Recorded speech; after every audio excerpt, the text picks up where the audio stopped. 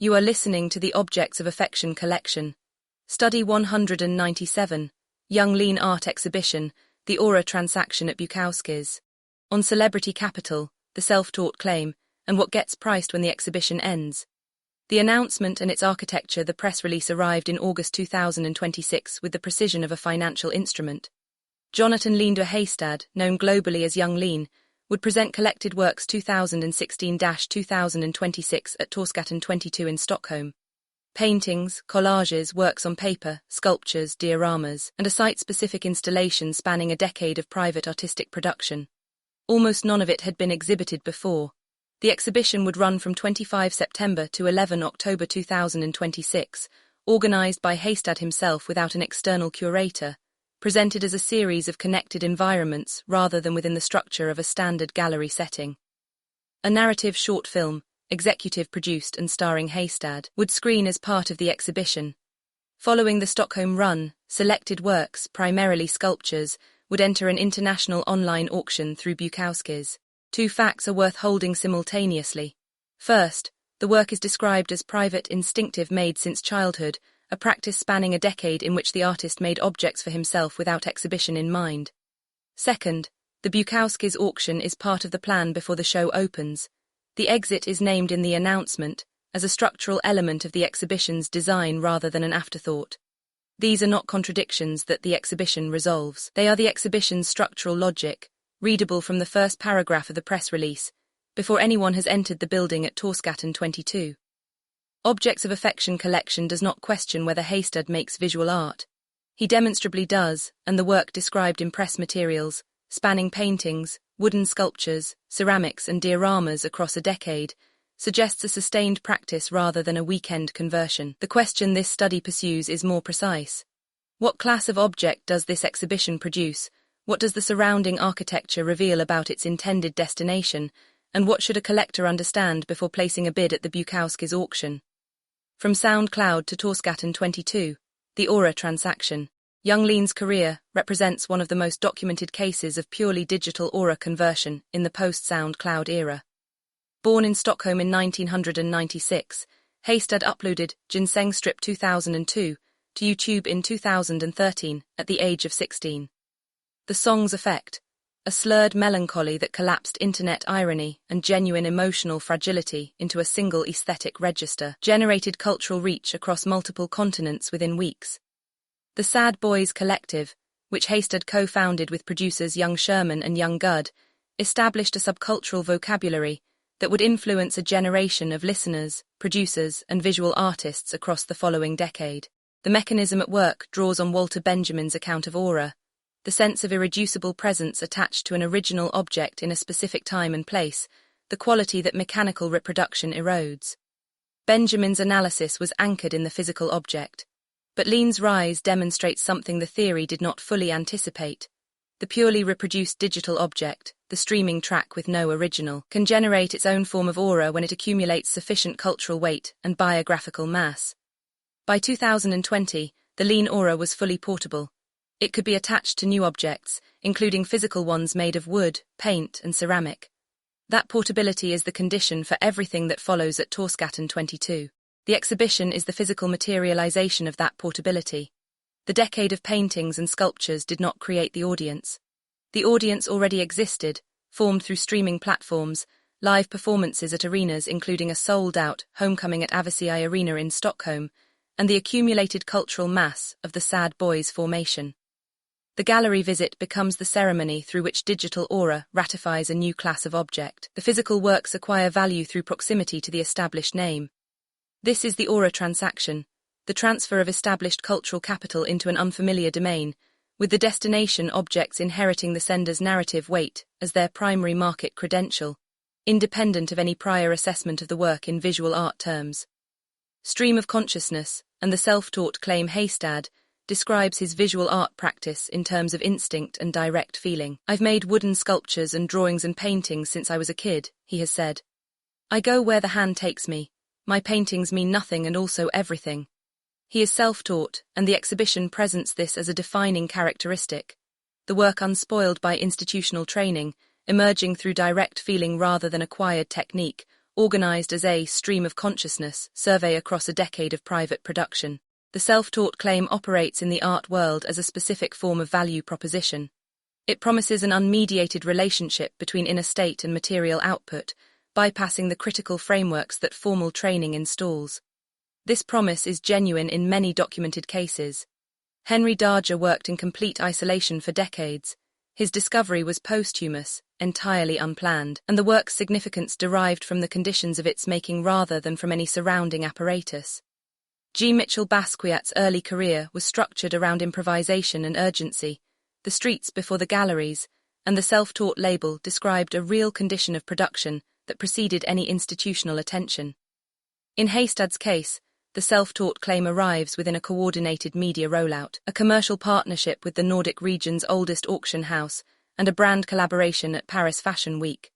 The work's supposed resistance to institutional mediation is itself institutionally mediated, by the press release, by the exhibition's self-curatorial framing, and by the Bukowskis catalogue that names the work's commercial destination. This is not a disqualification. It is a precise description of the category into which the exhibition has placed itself, and that category has consequences for how the objects should be evaluated. Material singularity is the property of an object that cannot be separated from the conditions and labour of its making without losing something essential. The claim of instinctive creation promises material singularity of the most direct kind. A direct transcript of consciousness into material form, the hand following the interior without institutional mediation. What the Bukowskis auction structure requires is something categorically different. It requires speculative velocity, the acceleration of an object's financial trajectory on the basis of its narrative rather than its material evidence. These two logics are not necessarily incompatible, but the exhibition's architecture prioritizes the second before the first has had any opportunity to be independently assessed. Speculative velocity. Enter Bukowskis. Bukowskis is the oldest auction house in the Nordic countries, founded in Stockholm in 1870. Its contemporary art program attracts serious collectors across Scandinavia and carries genuine institutional authority in the region, with an international online auction platform that extends that reach to global buyers. The partnership between Heystad and Bukowskis is not an afterthought or a secondary development. It is named in the original announcement, positioned as a structural element of the exhibition from the outset. The auction is part of the exhibition's design, not a consequence of its success. Speculative velocity describes the rate at which an object's financial value is accelerated by narrative rather than by material evidence or independent critical judgment. In established art markets, this acceleration is moderated by several conditions that develop over time. A documented exhibition history spanning multiple venues, critical reception sustained across years, institutional authentication through museum acquisition or scholarly publication, and provenance traceable through multiple private hands at documented valuations. These conditions do not guarantee value, but they moderate the pace at which narrative alone sets the price, creating friction between the story and the auction result. For collected works 2016-2026, most of these moderating conditions are absent at the moment of sale. The works have not been exhibited before this exhibition. Critical reception is arriving contemporaneously with the auction rather than preceding or following it independently. Institutional authentication derives from Lean's music career and cultural profile rather than from any visual art institution's prior judgment of the work on visual art terms. The auction arrives before the critical development, not after it. What fills the gap is fame. The Bukowskis bidder arrives with the valuation narrative pre-installed by a decade of streaming, touring, and cultural accumulation. The question for the market is not whether the object achieves something in material or conceptual terms independent of its creator's identity. It is whether the Lean name maintains or increases its cultural value over the holding period. This is a rational calculation under the current conditions of the celebrity art market, and it may prove correct. It is also precisely a wager on narrative continuity rather than on the object's material permanence, and that distinction is what buyers should carry into the auction room. The works will be presented as a series of connected environments rather than within the structure of a standard gallery setting. The departure from gallery convention does not disrupt the auction mechanism. The auction mechanism is scheduled before the gallery convention begins. The hollowed object and what it costs to look away the hollowed object is an object whose material substance has been evacuated in favor of its narrative shell. The shell retains all the visual properties of the original. It hangs in a gallery space, it is handled by auction specialists, it receives a catalogue entry listing medium and dimensions. But the labor density, the custodial covenant, and the conditions of making that would justify long-term ownership as an aesthetic proposition have been replaced by aura in transit. The object looks like the original. It is not priced like it. The hollowed object is not always produced by bad faith. Sometimes the artist is entirely sincere, and the market performs the hollowing without any collaboration from the maker. The work leaves the studio with genuine integrity, and the auction room strips it afterward. In those cases, the maker's intention is real, and the structural outcome is still a hollowed object. The more instructive cases are those in which the hollowing is constitutive, where the exit mechanism is named before the entrance is open, where the auction partner is announced alongside the exhibition, where the market destination is part of the exhibition's design rather than an unfortunate consequence of critical success over time. Collected Works 2016-2026 belongs to the latter category, not because Haystad's intentions are suspect, but because the architecture makes the structure visible. The Bukowskis partnership is stated in the announcement. The collector who acquires a lean sculpture from the auction is not acquiring an object whose value is anchored in material evidence independent of its creator's current cultural status. They are acquiring a position on the trajectory of that status, with whatever the physical object turns out to be as the underlying collateral. The Objects of Affection collection study on what a thing is worth when nobody will buy it establishes the relevant flaw.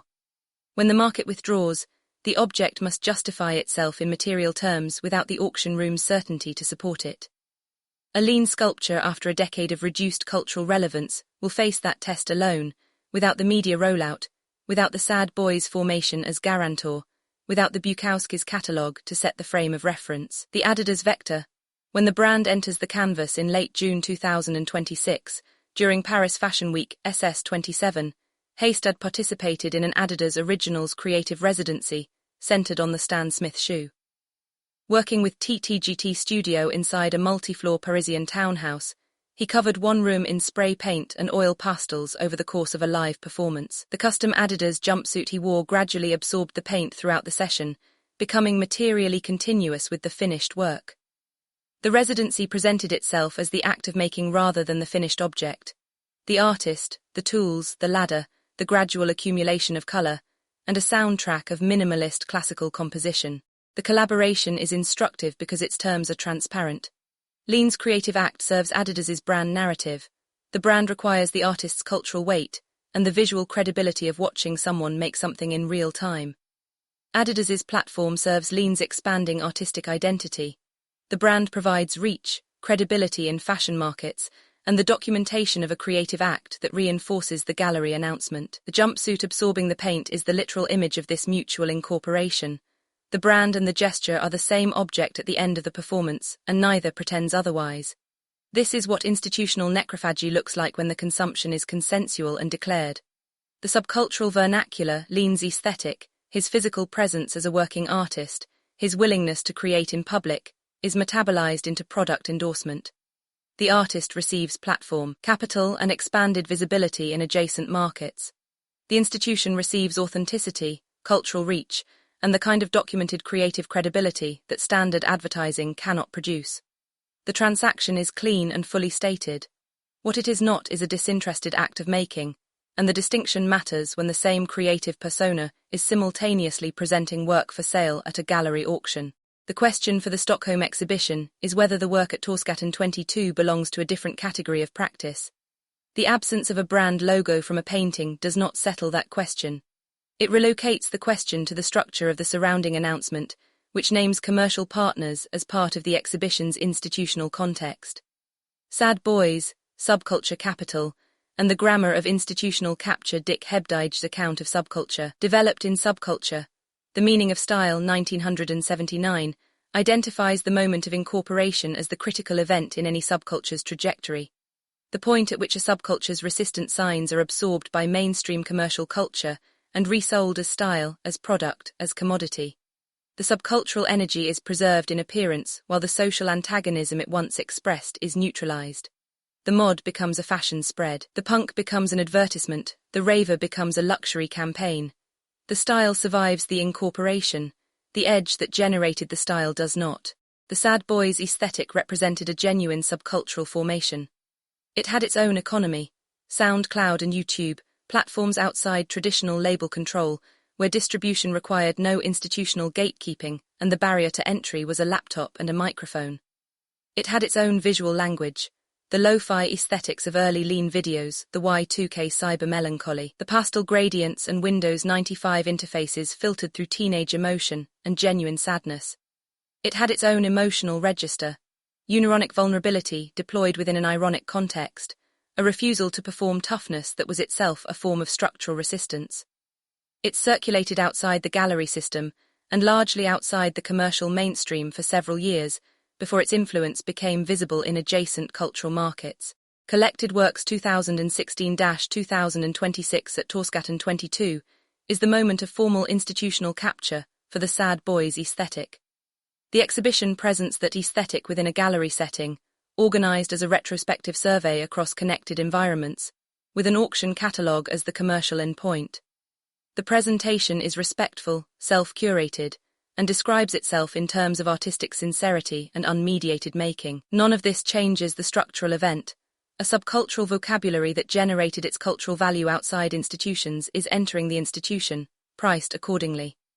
The semantic burden of the sad boys formation, the accumulated emotional weight that made it resonate across a specific generation and geographic range, is transferred to the physical objects through the aura transaction. The transfer is not dishonest. It is the standard mechanism through which subcultures enter the market.